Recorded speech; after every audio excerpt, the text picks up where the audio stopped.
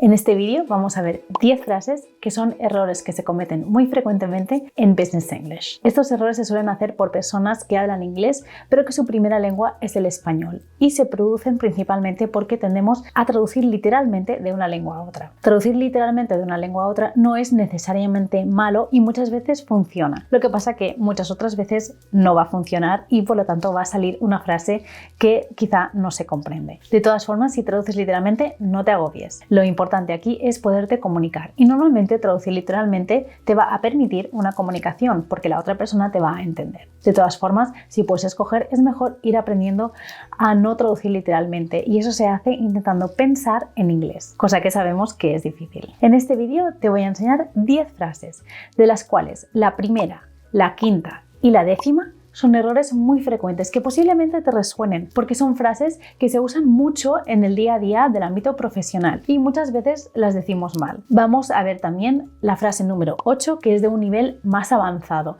Incluso te diría que en muchas ocasiones hay nativos que también hacen esta frase mal. Así que mira a ver si la haces mal o la haces bien. Y luego también vamos a ver algunas frases que son erróneas por los llamados false friends. Los false friends son aquellas palabras que son muy similares en español y en inglés, pero sin embargo el significado es distinto y por lo tanto da lugar muchas veces a confusión. Los false friends te diría lamentablemente que no hay ningún truco para podérselo saber, sino que en general hay que usar la memoria y aprendérselos. Puede que exista una regla mnemotécnica, pero por lo general lo que hay que hacer es aprendérselos. My name is Kate Maudsley. I am a lawyer and I'm certified by Cambridge to teach English to adults. In this channel, we talk about how to improve your business English to sound more professional and feel more comfortable when using English at work. So without further ado, let's dive in. Pues venga, vamos a ver esas 10 frases. Lo que vamos a hacer es que primero yo te voy a decir la frase de manera incorrecta, entonces tú la puedes escuchar y la puedes leer y así antes de que yo te diga dónde está el error y te diga la frase bien dicha, tú puedes tener un tiempo para identificar ese error y para pensar cómo lo dirías de manera correcta, si es que lo sabes decir de manera correcta. Pues venga, el número 1. La primera frase para mí es el error, diríamos, por excelencia y es porque se oye muy a menudo. Es la frase I am agree. Para decir estoy de acuerdo. ¿Qué pasa en esta frase? Hemos traducido literalmente estoy de acuerdo, hemos cogido el verbo estar, lo traducimos por el verbo to be y de acuerdo agree. Entonces, ¿qué sale? I am agree. Esto no es correcto, porque a diferencia del español, en el inglés agree no se conjuga con el verbo to be, sino que sería I agree directamente. Diríamos I agree, you agree, he, she agrees, etcétera, etcétera. Pero no I am agree, she is agree, eso es incorrecto. Y vemos un ejemplo. Fijémonos que aquí estamos usando dos preposiciones. I agree with you y I agree about how to perform the audit. I agree with you sería estoy de acuerdo contigo, usamos el with. I agree about how to perform the audit. O que sería lo mismo que decir I agree on how to perform the audit. Este segundo caso, que sería I agree on o agree about, se usa cuando estamos de acuerdo con un plan, con un tema, etcétera, etcétera. El primero with sería I agree with you, que puede ser estoy de acuerdo contigo o estoy de acuerdo con lo que tú has planteado. En el segundo caso, on y about se usan para estar de acuerdo con un plan, con un tema, etcétera, etcétera. Luego tenemos una tercera variable que cambia un poco el significado, que sería agree to. Agree to something significa comprometerse a algo. Y se puede usar, por ejemplo, cuando decimos una frase como I agree to pay the provider within 7 days from today. I agree to pay the provider sería me he comprometido a pagar al proveedor.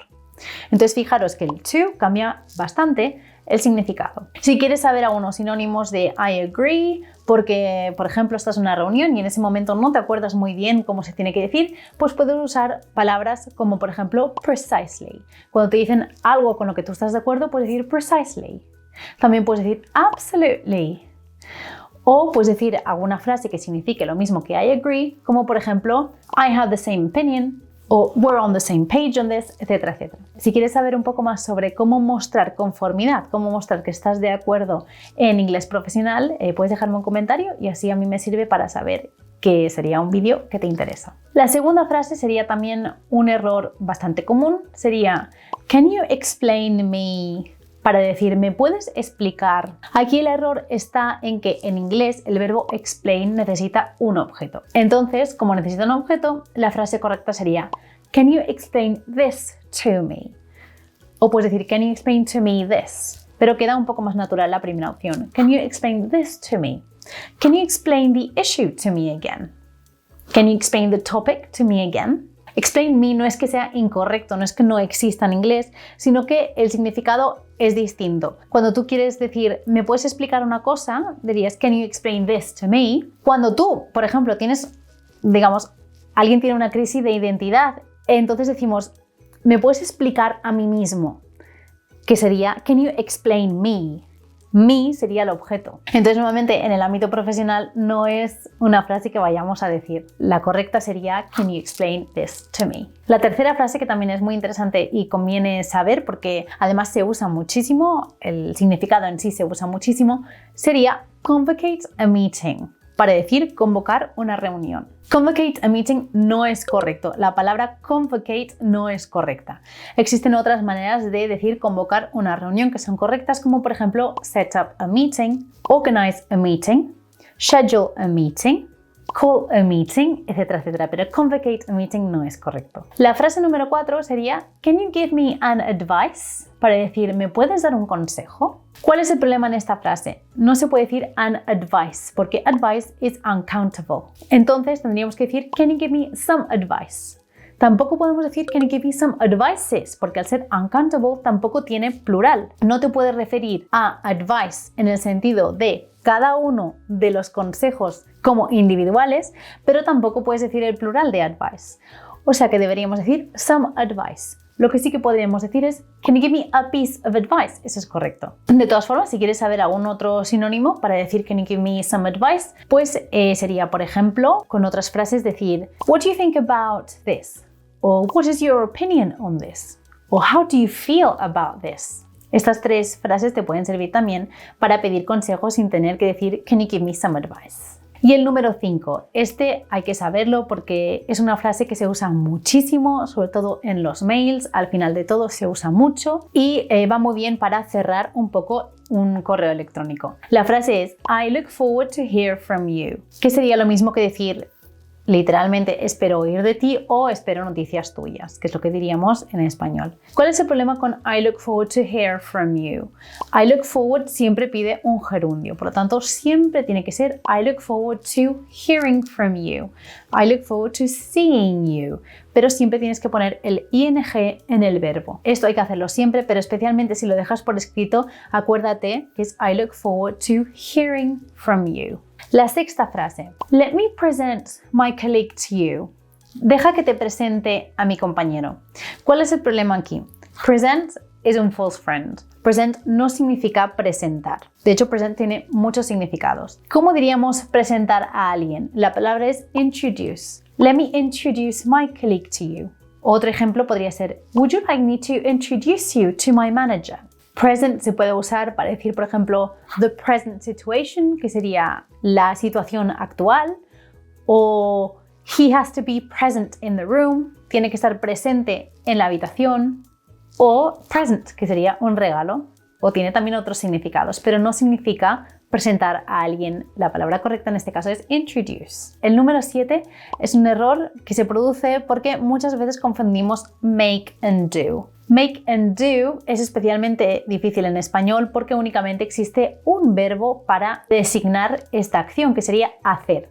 Entonces, a veces es difícil diferenciar entre make y do. En cuanto a este tema, si te interesa saber un poco más sobre la diferencia entre make and do, déjamelo también en los comentarios y así pues miramos a hacer un vídeo. En este caso, make and do con complain. Is it? Shall I make a complaint or shall I do a complaint? La correcta es make a complaint. Y como complaint es una palabra que muy frecuentemente se usa en el ámbito profesional, conviene acordarse de que es make a complaint y no do a complaint. Un ejemplo podría ser, a customer has made a complaint about a recent product. O por ejemplo, we might make a complaint if they don't improve the service.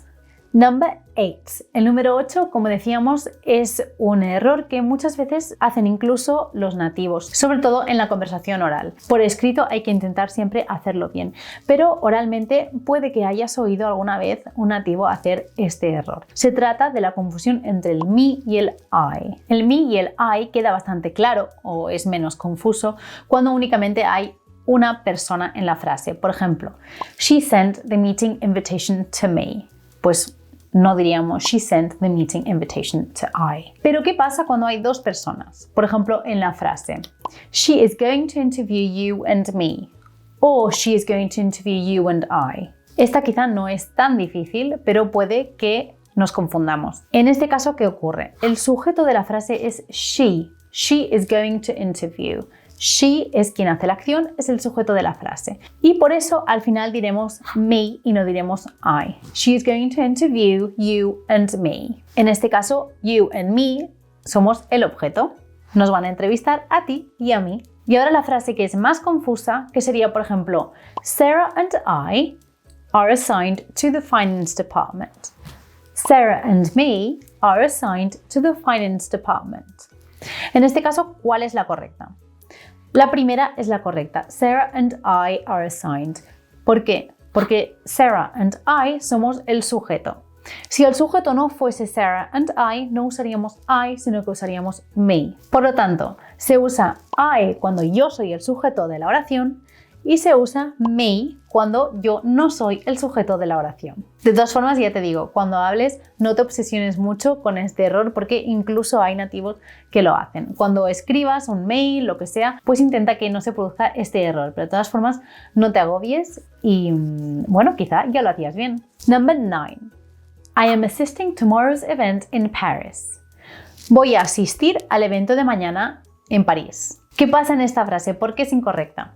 Porque hay un false friend. Assist no significa asistir. Sí que son palabras que son muy similares, pero significan cosas distintas. Assist en inglés significa ayudar, que sería como prestar asistencia. Para decir asistir a un lugar usaremos attend. Entonces la frase correcta sería I am going to attend the event in Paris. O I am attending the event in Paris tomorrow.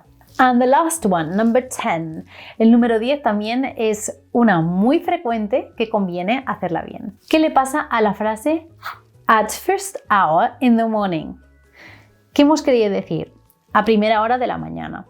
¿Cómo se dice a primera hora de la mañana? O igualmente, ¿cómo se dice la primera cosa que voy a hacer mañana? A primera hora de la mañana sería first thing in the morning. Y lo primero mañana sería first thing tomorrow.